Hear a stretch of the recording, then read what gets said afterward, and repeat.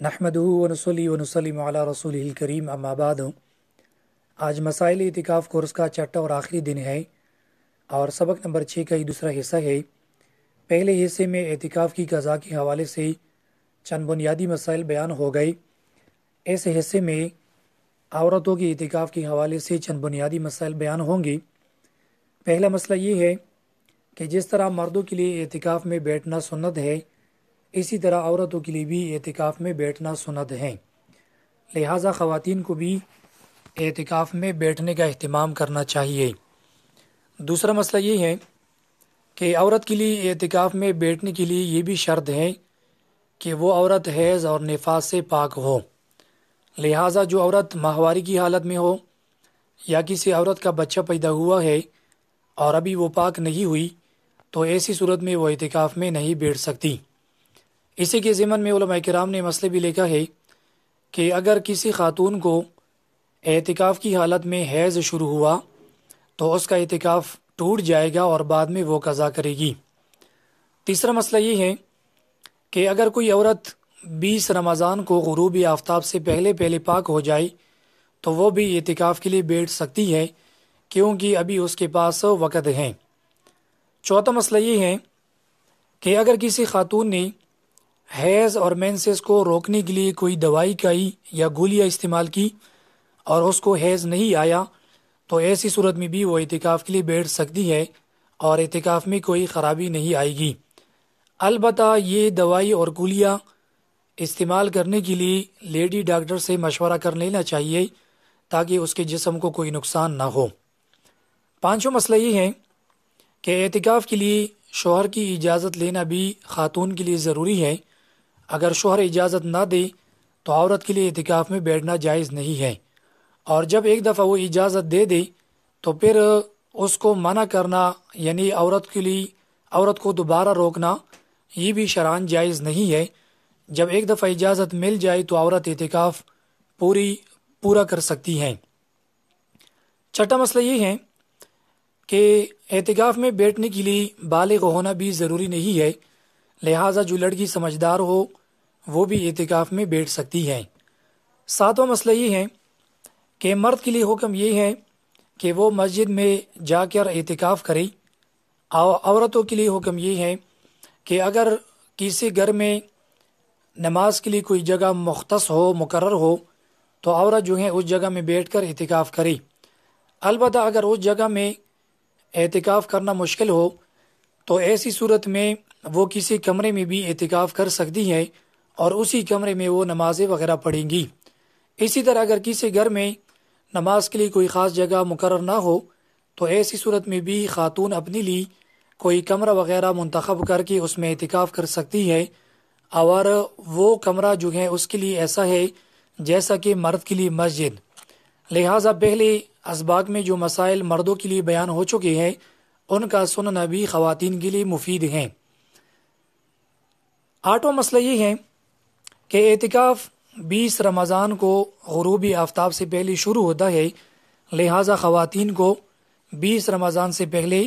اپنی جائے اعتکاف میں چلا جانا ضروری ہے اور وہاں بیٹھنا ضروری ہے۔ نواں مسئلہ یہ ہے کہ اعتکاف کے دوران خاتون کے لیے گھر کے کام کاج کرنے کی 3 صورتیں ہیں۔ پہلی صورت یہ ہے کہ اگر وہ اپنے کمرے میں بیٹھ کر گھر کی دیگر خواتین کو ہدایات جاری کرے تو اس طرح وہ گھر کے کام کاج کے لیے ہدایات دے سکتی ہیں۔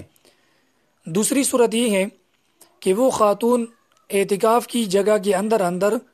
اگر کپڑے دھونا چاہے یا کپڑے سینا چاہے یا کوئی اور چیز وغیرہ پکانا چاہے تو اپنے کمرے کے اندر بھی اس کے لیے کام کاج کرنا جائز ہے۔ تیسری صورت یہ ہے کہ نہ تو وہ ہدایات جاری کرے اور نہ کمرے کے اندر کام کاج کرے، بلکہ وہ گھر کی یعنی کمرے سے باہر نکل کر اگر گھر کے کام کاج کرے گی تو ایسی صورت میں اس کا اعتکاف فاسد ہو جائے گا۔ 10واں مسئلہ یہ ہے کہ عورت کے لیے اپنے کمرے کے اندر یعنی جائے اعتکاف کے اندر کھانا پکانا بھی جائز ہیں،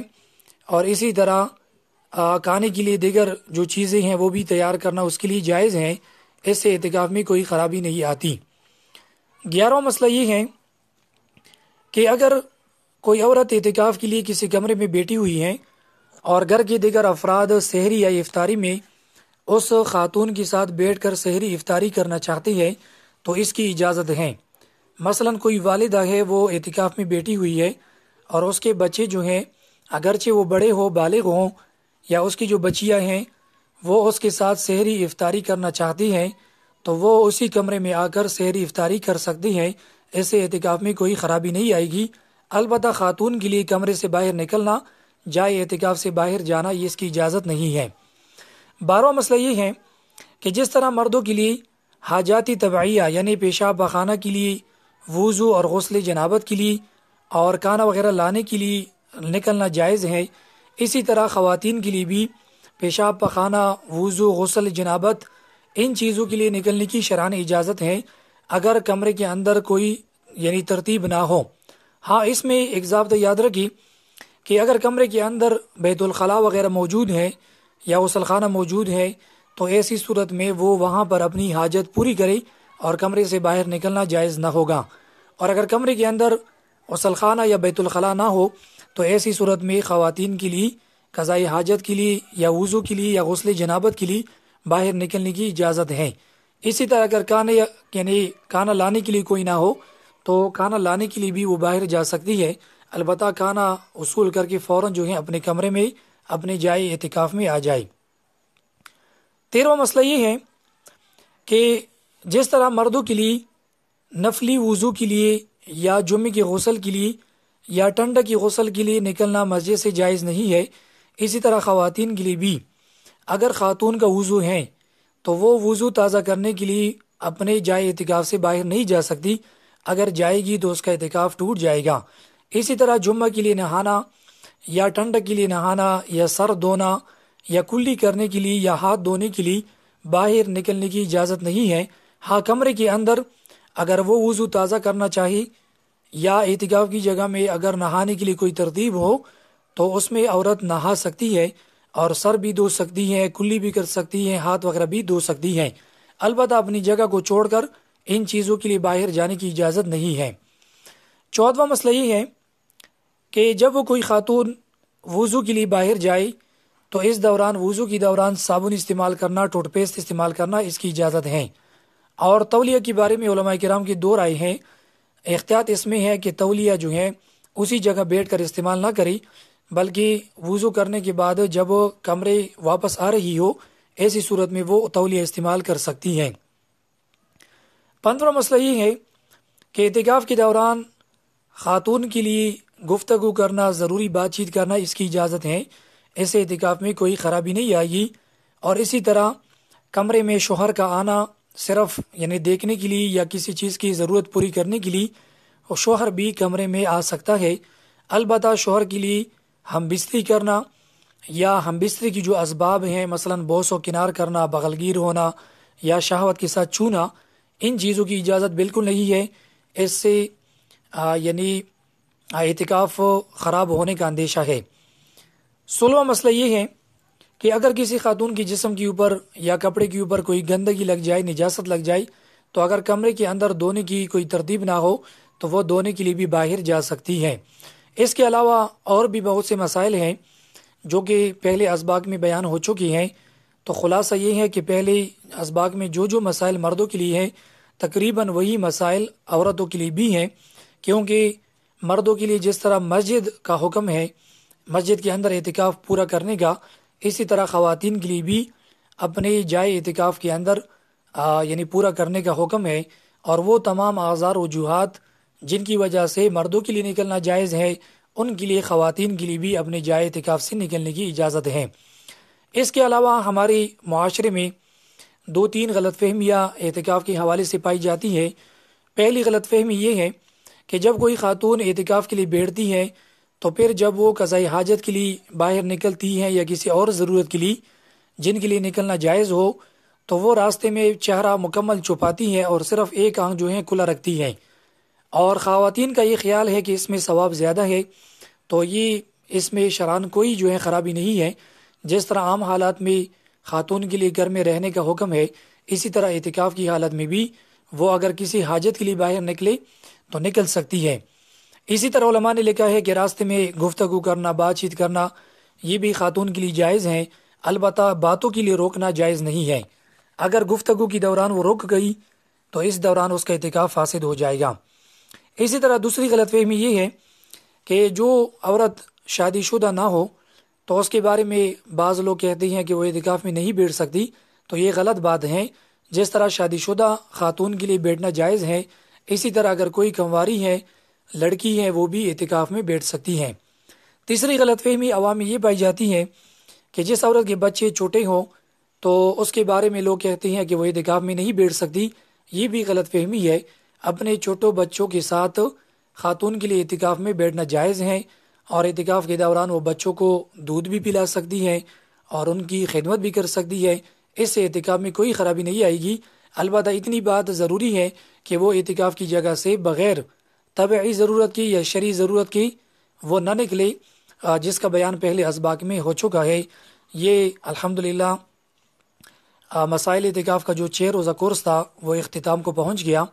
اللہ تبارک و تعالیٰ سے دعا ہے کہ اللہ تبارک و تعالیٰ ہمارے اس کورس کو قبول فرمائے